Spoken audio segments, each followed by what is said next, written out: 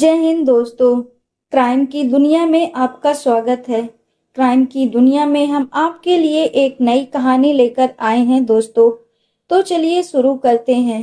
दोस्तों, 9 जून 2024 को चित्रदुर्ग शहर से 200 किलोमीटर दूर बेंगलुरु के कामाक्षी पाल्या में डिलीवरी बॉय की नज़र एक बिल्डिंग के पास बह रहे नाले में एक लाश पर पड़ी, जिसे कुत्ते बुरी तरह से नोच रहे थे। हालांकि सुबह सुबह कोई भी ऐसा दृश्य देखकर घबरा जाएगा, लेकिन उस डिलीवरी बॉय ने बिना देरी किए तुरंत पुलिस को सूचना दी। इसके बाद पुलिस की एक टीम घटना स्थल पर पहुंची और लाश को लेकर हॉस्पिटल गई। साथ ही पुलिस इस केस में तुरंत ही जुट गई, लेकिन पुलिस को उस लाश के पास से कोई आधार कार्ड या कोई भी ऐसी चीज नहीं मिली थी जिससे शव की पहचान हो सके। लेकिन शव को देखने से ऐसा लग रहा था कि मृतक की उम्र 30 से 35 साल के करीब होगी और इसकी मौत को 24 घंटे से ज्यादा बीत चुके होंगे।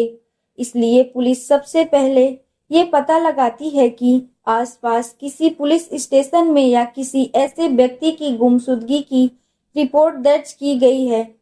हालांकि ये लाश उन्हें नाले के किनारे पर मिली थी, इसलिए ये भी तो हो सकता था कि ये कहीं से बहकर आई हो। लेकिन फिर पुलिस को पता चला कि पास के इलाके में एक पुलिस स्टेशन में 33 साल के व्यक्ति की गुमशुदगी की रिपोर्ट उसकी मां ने दर्ज कराई है, जिसमें उन्होंने कहा है कि उनका बेटा शनिवार 8 जून से गायब है और उसका मोबाइल फोन भी स्विच ऑफ आ रहा है। पुलिस तुरंत उन्हें लेकर हॉस्पिटल में जाती है और नाले से मिली उस शव की पहचान करवाती है। लाश पर मौजूद बचे कुचे कपड़ों को देखकर मां का दिल कांप उठता है, क्योंकि ये लाश उनके बेटे रेणुका स्वामी की थी। रेणुका स्वामी अपोलो फार्मेसी के एक मेडिकल में जॉब करता था और वो उस दिन भी रोज की तरह अपने काम पर गया हुआ था। लेकिन 8 जून को अचानक उसका फोन स्विच ऑफ हो गया था। पुलिस ने ये मामला दर्ज तो कर लिया था, लेकिन रेणुका की मौत कैसे हुई थी, इसका जवाब तो सिर्फ पोस्टमार्टम रिपोर्ट से ही मिल सकता था। और जब पोस्टमार्टम रिपोर्ट आई तो उसमें एक ऐसा खुलासा हुआ जिसने पूरे कर्नाटक को हिलाकर रख दिया। पोस्टमार्टम रिपोर्ट की डिटेल बहुत भयानक थी। रेणुका स्वामी को पीट पीट कर मारा गया था, उसकी जुबान काट दी गई थी और उसके जबड़े को भी तोड़ दिया गया था। उसके शरीर पर अनगिनत चोटों के गहरे घाव थे। रेणुका स्वामी अपोलो मेडिकल में छोटी सी नौकरी करने वाला एक सीधा साधा इंसान था, जिसका ना तो कोई क्रिमिनल रिकॉर्ड था, ना उसके खिलाफ कोई कंप्लेन थी और ना ही किसी से दुश्मनी थी। इसी कारण पुलिस को भी ये समझ नहीं आ रहा था कि आखिर ऐसे व्यक्ति से किसी की क्या दुश्मनी थी। वो इतना पैसे वाला भी नहीं था कि पैसे के लिए उसे किडनैप किया गया हो। क्योंकि ये कोई हाई प्रोफाइल केस नहीं था, इसलिए मीडिया का भी इस केस पर कोई ध्यान नहीं गया। साथ ही हर दूसरे केस की तरह पुलिस जांच कर रही थी। लेकिन तभी अगले दिन 10 जून को उस पुलिस स्टेशन में अचानक 3 लोग पहुंचते हैं। राघवेंद्र, कार्तिक और केशव मूर्ति। ये लोग दावा करते हैं कि रेणुका स्वामी की हत्या उन्होंने की है। जहां इस केस में पुलिस को ना तो कोई सुराग और ना ही कोई सबूत मिल रहा था, उसमें इतनी जल्दी अपराधी खुद ही चलकर पुलिस स्टेशन में सरेंडर करने क्यों आ गए थे। इस पर उन तीनों ने बताया कि पैसों के लेन देन के चलते हुए झगड़े में उन्होंने उसकी हत्या कर दी थी। अगर देखा जाए तो पुलिस को बिना मेहनत किए ही अपराधी मिल गए थे और ये केस खुद ही सुलझकर बंद होने की कगार पर आ गया था। लेकिन तभी अचानक उस थाने में वहां के एसपी पहुंच जाते हैं और जब उनके सामने ये पूरा मामला रखा जाता है तो उनको अपराधियों के खुद थाने में आकर जुर्म स्वीकार करने की बात कुछ अजीब लगती है। इसलिए पुलिस ने उन तीनों को अलग अलग बुलाकर पूछताछ की कि उन्होंने कत्ल कैसे, कब और कहाँ किया।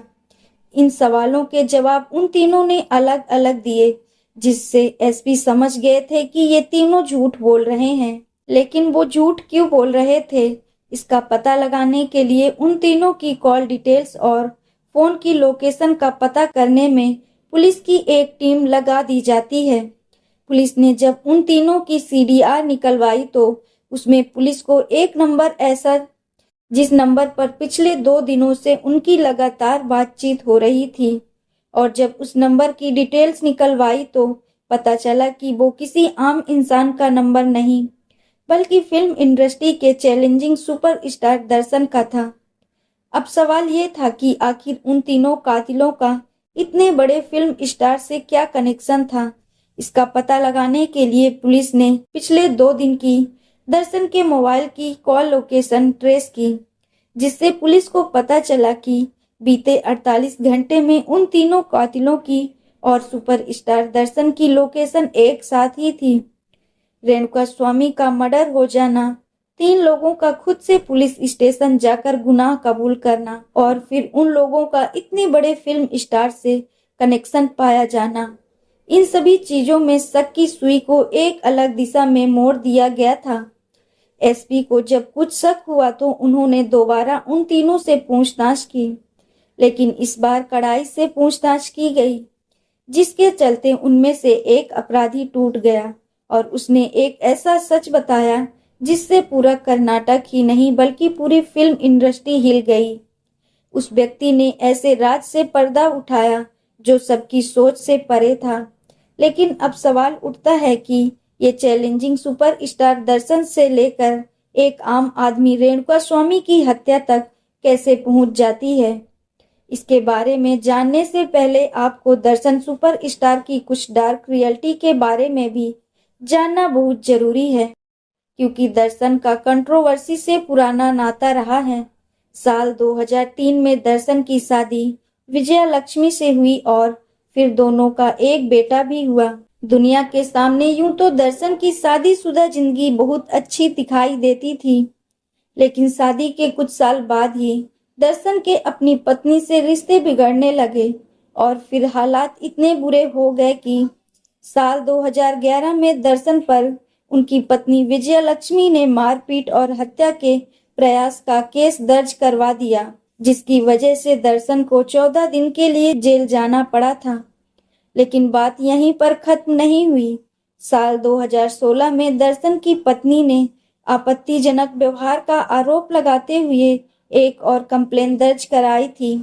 हालांकि बाद में सेटलमेंट करके मामले को सुलझा लिया गया था और साल 2021 में दर्शन पर मैसूर होटल के एक वेटर के साथ मारपीट का आरोप लगा। हालांकि सीसीटीवी फुटेज को डिलीट करके और उस वेटर को 50,000 रुपए देकर उस मामले को भी कवर कर लिया गया था। के बाद साल 2022 में एक फिल्म प्रोड्यूसर भारत ने दर्शन पर जान से मारने की धमकी देने का आरोप लगाते हुए पुलिस में रिपोर्ट दर्ज कराई थी और नवंबर 2023 में दर्शन पर उसके पड़ोसी ने पार्किंग को लेकर विवाद के चलते कुत्तों से हमला करवाने का आरोप लगाया, जिसके बाद दर्शन के खिलाफ रिपोर्ट भी दर्ज की गई, लेकिन उस मामले को भी रफा दफा कर दिया गया। दर्शन और उनकी पत्नी विजया लक्ष्मी के टूटते रिश्तों की और इस रेणुका स्वामी हत्याकांड की असल वजह 10 साल पहले दर्शन की जिंदगी में आने वाली पवित्रा गौड़ा थी। पवित्रा एक फैशन डिजाइनर और महत्वाकांक्षी एक्ट्रेस थी। शुरुआत में काफी हाथ पैर मारने पर भी जब उसे कोई फिल्म नहीं मिली तो उसने शादी कर ली और शादी के बाद उसे एक बेटी भी हुई। लेकिन कुछ समय बाद पति से रिश्ते खराब हो जाने के चलते पवित्रा अपनी बेटी को लेकर अलग रहने लगी। वहीं दर्शन को अपनी फिल्म के लिए किसी नए चेहरे की तलाश थी और ऐसे में दर्शन को पवित्रा टकरा गई। हालांकि कुछ कारणों के चलते पवित्रा को वो फिल्म तो नहीं मिल सकी थी, लेकिन वो दर्शन के काफी करीब आ गई थी। कई सालों तक तो उनके बीच सब कुछ चुपचाप चलता रहा, लेकिन नवंबर 2023 में पवित्रा ने अपनी बेटी खुशी के जन्मदिन का एक वीडियो पोस्ट किया, जिसमें दर्शन केक कटवाते और डांस करते हुए नजर आ रहे थे।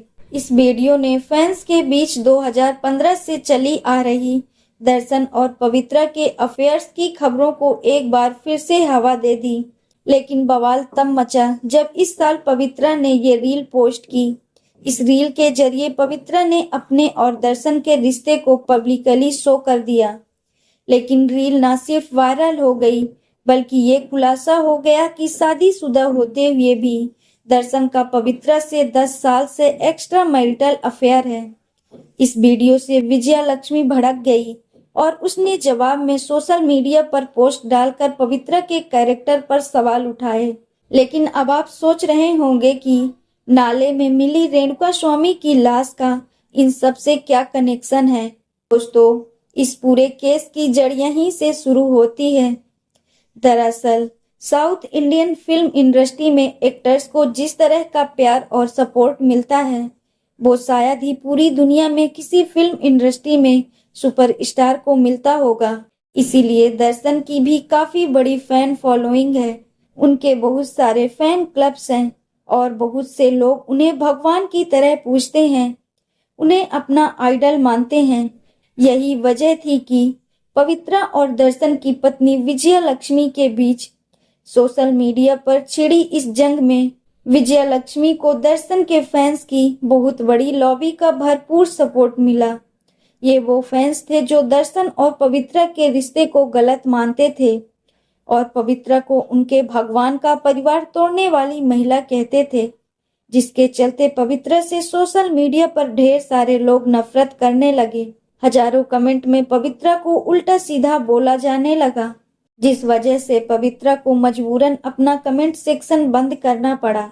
और अब यहाँ से शुरू होती है रेणुका स्वामी की कहानी। कर्नाटक के चित्रदुर्ग में रहने वाला ये व्यक्ति उन्हीं जबरा फैंस में था जो दर्शन को भगवान की तरह मानता था। सालों से वो दर्शन की सारी फिल्म का हर कीमत पर पहला शो देखने जाता था। जब पवित्रा ने सोशल मीडिया में पोस्ट किया था तो रेणुका स्वामी भी उन फैंस में से था जो इस रिश्ते के खिलाफ था और उसे लगता था कि जिस भगवान की वो पूजा करता है वो कभी अपनी पत्नी और अपने बेटे को धोखा नहीं दे सकता। वो पवित्रा की हर पोस्ट पर कमेंट करता था, उसे गलत ठहराता था, उसे उल्टा सीधा लिखता और उसे दर्शन से दूर रहने की धमकी देता था। इत्तेफाक से जून के शुरू में ही रेणुका स्वामी ने पवित्रा की एक पोस्ट पर कमेंट कर उसे बुरा भला कहा और आपत्तिजनक भाषा का भी इस्तेमाल किया। रेणुका स्वामी ने ये कमेंट फेक आईडी बनाकर किया था, जिसे इत्तेफाक से पवित्रा ने पढ़ लिया था। इस पर पवित्रा इतना भड़क गई कि उसने कमेंट के रिप्लाई में लिखा था कि वक्त जवाब देगा, बस तुम देखते जाओ। इसके बाद पवित्रा का गुस्सा जब बर्दाश्त के बाहर हो गया तो वो दर्शन के पास पहुंची। उसने दर्शन से कहा कि देखो लोग हमारे रिश्ते को लेकर कैसा उल्टा सीधा बोल रहे हैं और अब ऐसे लोगों को सबक सिखाना बहुत जरूरी है।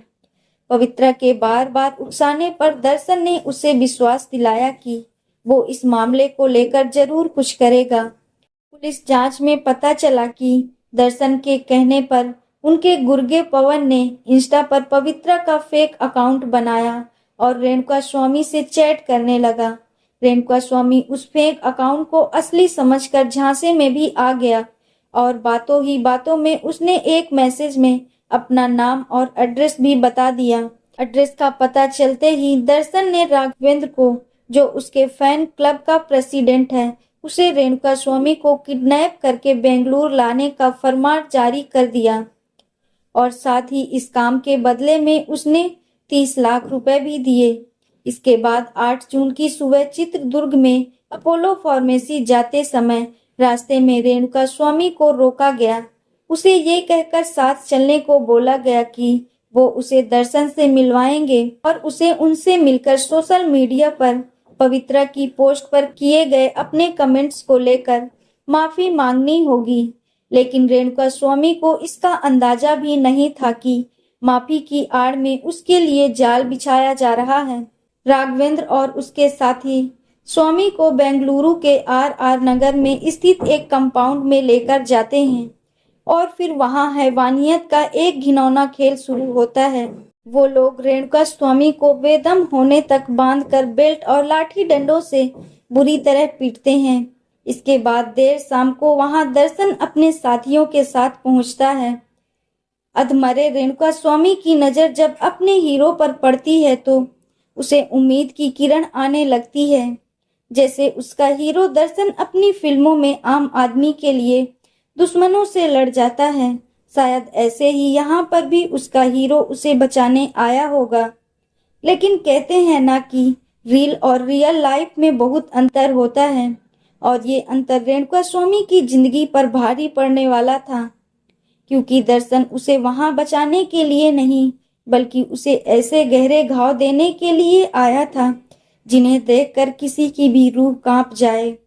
जिसे रेणुका स्वामी ने अपना भगवान समझा था, उसने हैवान बनकर उसे इस कदर मारा, इतना तड़पाया कि जब पोस्टमार्टम रिपोर्ट आई तो उसमें स्वामी के शरीर पर 15 इंजरी। और आपको ये जानकर हैरानी होगी कि जब रेणुका स्वामी को पीटा जा रहा था तो उस समय वहां पर पवित्रा भी मौजूद थी, और हालिया जांच में पाया गया कि रेणुका स्वामी को सबसे पहले पवित्रा ने ही टॉर्चर किया था, और फिर पूरा दिन चले इस टॉर्चर की वजह से आखिरकार रेणुका ने दम तोड़ दिया। रेणुका की 1 साल पहले ही शादी हुई थी और वो इस साल के आखिर तक पिता बनने वाला था। उसकी पत्नी सहाना लगातार उसे फोन करने की कोशिश कर रही थी, लेकिन उसका फोन स्विच ऑफ आ रहा था। सहाना को इस बात की खबर भी नहीं थी कि अब वो कभी भी अपने पति को नहीं देख पाएगी। अगले दिन सुबह 3 बजे उन लोगों ने स्वामी की लाश को गाड़ी में डालकर कामाक्षी फाल्या के एक नाले में फेंक दिया। और फिर उसके बाद जो हुआ वो आपको पता है कि कैसी डिलीवरी बॉय को एक नाले के पास मिली थी लाश। फिर वो 3 अपराधी अपना जुर्म कबूल करने आते हैं, जिससे ये सारा केस खुलकर सामने आता है। दरअसल वो तीनों आदमी दर्शन के कहने पर इस हत्या के जुर्म को अपने सर लेने गए थे, और इस काम के बदले में दर्शन ने उन्हें 5-5 लाख रुपए भी दिए थे। दर्शन अपने प्लान को सक्सेसफुल बनाने के चक्कर में खुद ही फंस गया था, क्योंकि अगर उस दिन वो तीनों अपराधी पुलिस स्टेशन ना जाते तो शायद इस केस का खुलासा होना बहुत मुश्किल था। रास्ते में लगे सीसीटीवी कैमरे में 2 गाड़ियां और उनके नंबर प्लेट भी रिकॉर्ड हो गए थे जो दर्शन की थी, और उन गाड़ियों का इस्तेमाल रेणुका की लाश को ठिकाने लगाने के लिए किया गया था। पुलिस को कार में खून के धब्बे भी मिले थे।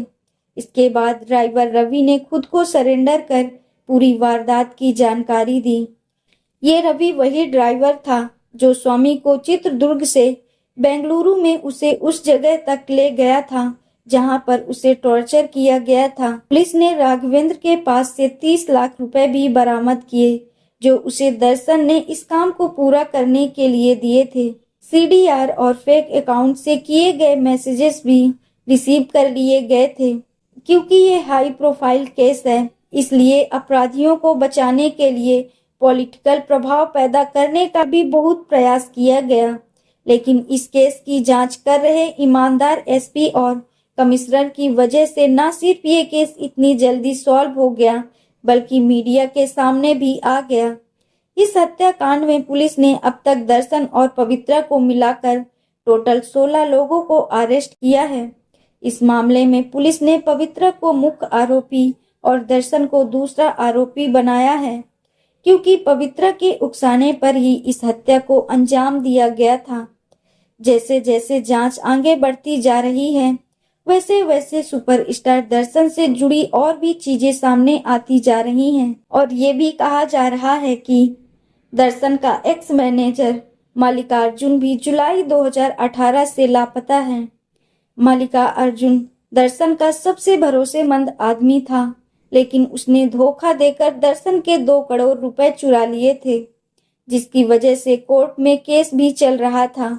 लेकिन पिछले 6 सालों से ना तो मल्लिकार्जुन कोर्ट में किसी तारीख पर आया और ना ही पुलिस को उसके बारे में कभी कुछ पता चला।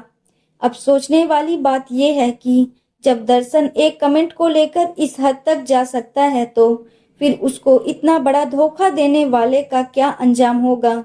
चैलेंजिंग स्टार दर्शन अपनी फिल्मों में आम आदमी को रिप्रेजेंट करते हैं और आम आदमी के हक के लिए लड़ाई लड़ते हैं और उसके खिलाफ हो रहे अन्याय के खिलाफ आवाज उठाते दिखाई देते हैं। लेकिन असल जिंदगी में वो क्या है, ये तो अब सभी लोग जान चुके होंगे। पर्दे पर दिखाई देने वाले किरदार और जिंदगी के कैरेक्टर के बीच जमीन आसमान का अंतर होता है। हमें इस केस से सीखना चाहिए कि हमें अपने आइडल्स और अपने आदर्शों को सोच समझकर चुनना चाहिए, क्योंकि जरूरी नहीं कि आपको जो कुछ दिखाया जा रहा है वही सच हो। दोस्तों, इस घटना को सुनाने का उद्देश्य किसी का दिल दुखाना नहीं है, किसी को परेशान करना नहीं, बल्कि आपको जागरूक करना है, आपको सचेत करना है। दोस्तों, इस पूरी घटना के बारे में आपकी क्या राय है? कमेंट बॉक्स में ज़रूर बताएं। और अगर हमारी मेहनत पसंद आई हो तो इस वीडियो को लाइक करते हुए शेयर भी करें। अगर आपने अब तक चैनल को सब्सक्राइब नहीं किया है तो हमारे चैनल को सब्सक्राइब कर लीजिए। राधे राधे।